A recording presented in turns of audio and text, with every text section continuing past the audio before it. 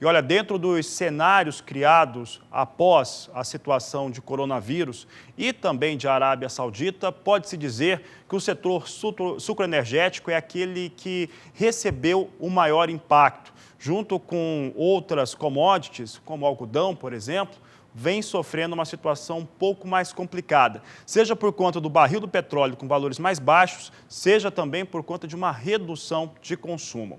Para falar a respeito do que vem acontecendo neste cenário para o setor e também possíveis saídas dessa situação, nós vamos conversar agora com o professor Marcos Fava Neves, que participa agora aqui do programa Agricultura BR, aqui no Canal do Boi. Marcos Fava Neves, obrigado pela participação. É um momento único, né, histórico, infelizmente, de uma maneira ruim. Qual que é o diagnóstico que o senhor faz neste momento para o setor sucroenergético do Brasil? Boa tarde.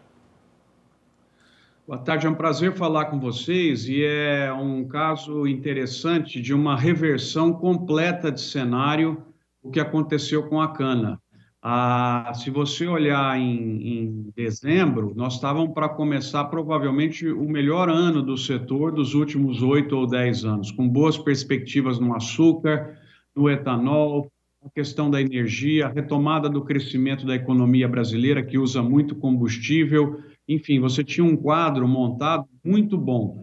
Aí, em 60 dias, você tem uma reversão completa desse quadro, com dois grandes fatores, né, que você já bem colocou aí. Primeiro, a guerra de preços do petróleo, que eu acho mais fácil de arrumar, e segundo, o problema da pandemia, que interferiu no consumo de produtos e de uso de transportes de uma maneira brutal no mundo todo.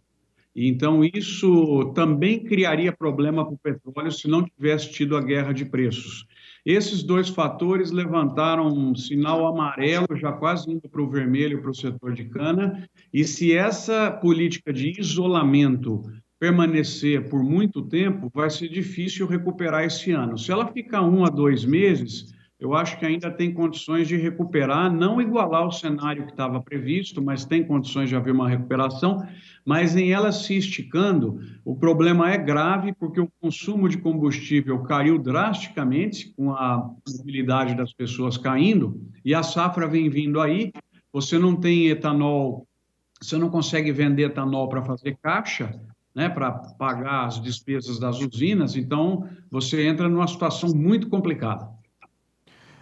Professor, você citou que essa questão política, né, internacional, a Arábia Saudita, a Rússia, seriam os fatores mais fáceis de se resolver. A Rússia já se posicionou que não teria interesse em elevar a produção de petróleo. E essa semana, né, nós tivemos até registros, né, de melhora no barril de Brent, né, uma elevação no preço. Esse cenário de solução já é possível ser visto, professor? Ele ficou mais difícil agora por conta do problema do coronavírus. Você vai diminuir o comércio mundial por conta da crise, então vai usar menos combustível para transporte de mercadorias. Agora, o que esse pessoal fez é um atentado contra o próprio orçamento deles, né?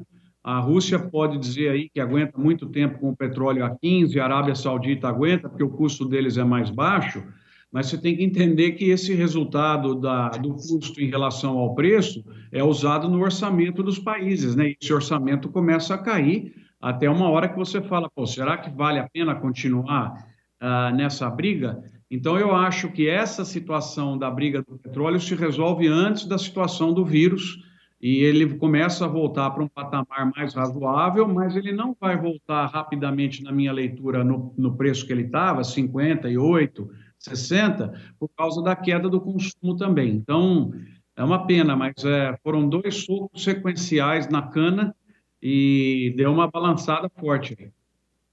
Em relação ao cenário internacional e à disposição de etanol no mundo. Nos Estados Unidos, eles produzem etanol com base de milho, um terço da produção, que gira entre 350 milhões, 360 milhões de toneladas do cereal, é utilizado no etanol. Eles começam a ter excedente também desse etanol. Esse etanol pode, de alguma forma, ganhar o mundo e começar a ser exportado para outros países e ainda colocar uma situação de mais pressão no mercado? São dois problemas, tanto no etanol quanto no milho. Primeiro problema é que, como o consumo de combustível também desabou nos Estados Unidos, ontem eu vi o gráfico de semana a semana, é uma coisa impressionante o que acontece, e como o combustível lá nos Estados Unidos usa 10% de etanol, né, misturado na gasolina, o que acontece? Desabou, eles estão desligando as fábricas de etanol. O que você tem de etanol nos tanques lá, eles vão procurar canais alternativos, quer dizer, eles podem tentar exportar isso. E o que me preocupa também é que todo esse volume de milho que você falou, 140 milhões de toneladas que eles usam, já que as fábricas estão fechadas, vai tentar achar um canal alternativo para esse milho. Então, pode colocar esse milho no mercado internacional, pode deprimir mais ainda o preço do milho, e nesse momento em que eles estão pensando o que eles vão plantar, se é soja ou milho, pode ir mais para a soja e derrubar o preço da soja também. Então, isso aí é um desastre para nós. O importante seria que os Estados Unidos retomassem imediatamente o consumo de combustível para evitar todos esses problemas que podem acontecer, tanto no mercado mundial de etanol e no mercado brasileiro, quanto no mercado de grãos. Então, esse é um outro grave problema também que interfere no Brasil. Professor, antes de falarmos de possíveis saídas, soluções para essa questão, o mercado de açúcar também apresentou um cenário um pouco mais complexo agora no ambiente recente. Como é que está esse cenário? O açúcar eu não me preocupo tanto. O muro do açúcar está de pé. É o que tombou, que vai ter que consertar é o muro do etanol, né?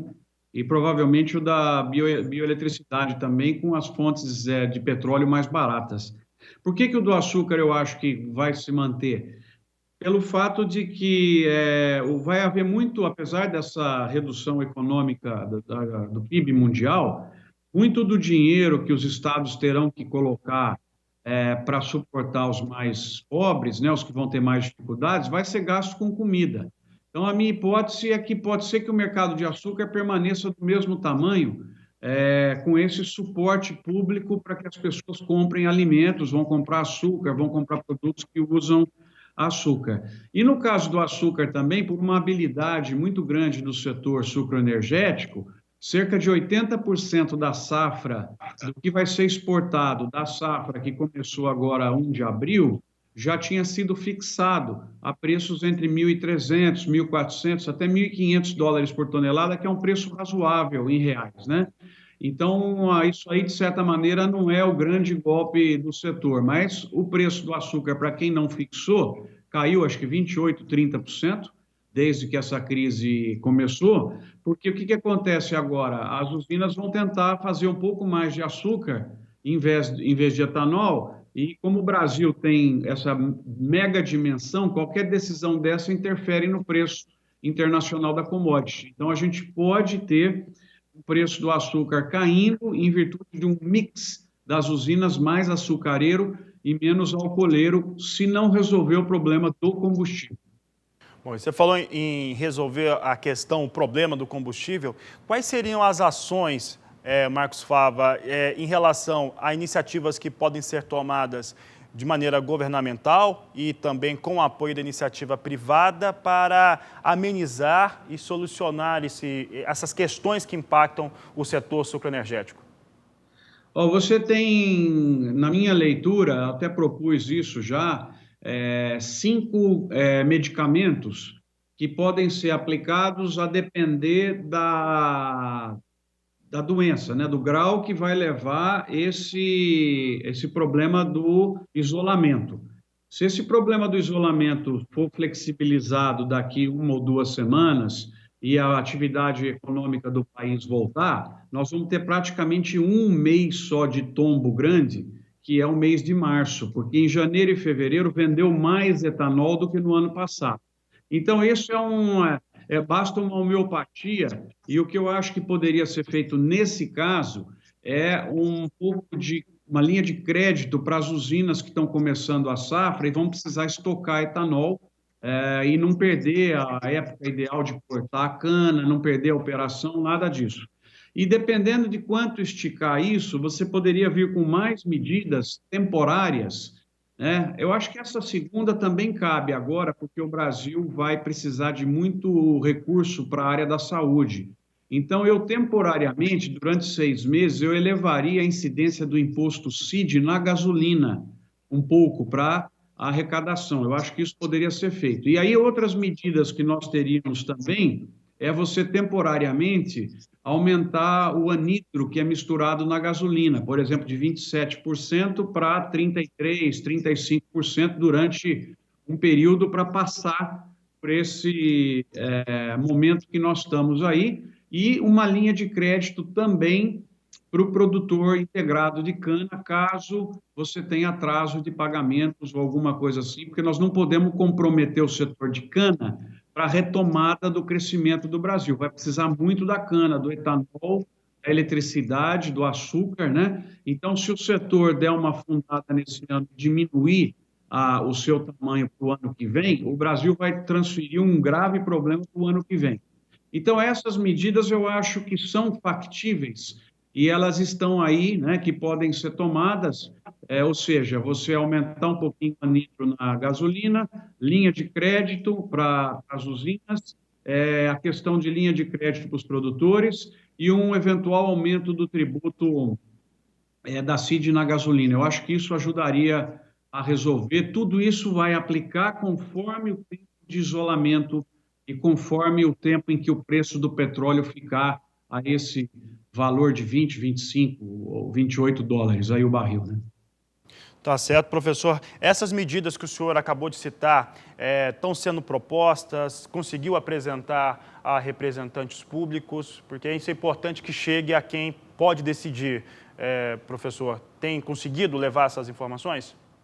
Eu levei esse texto que eu fiz com essas propostas, está na mão de diversos senadores, deputados federais, está na mão das usinas, o vídeo com essas propostas foi visto por mais de 1.000 pessoas, enfim, elas estão aí e ontem eu vi que num debate importante de agentes do setor de cana, envolvendo inclusive o Ministério, essas questões surgiram lá. Então agora é só questão de dosagem e ver a maneira e a necessidade de aplicação delas. Se tiver que priorizar uma, eu acho que é mais tranquila, seria uma linha de crédito para a usina atravessar esse período em que ela está gastando para burro e não está recebendo porque não está vendendo etanol. Essa poderia fazer agora e não é um subsídio, não é um dinheiro que o governo vai perder, é simplesmente uma trancha para atravessar esse período. Então, se tiver que focar numa, essa daí é fundamental.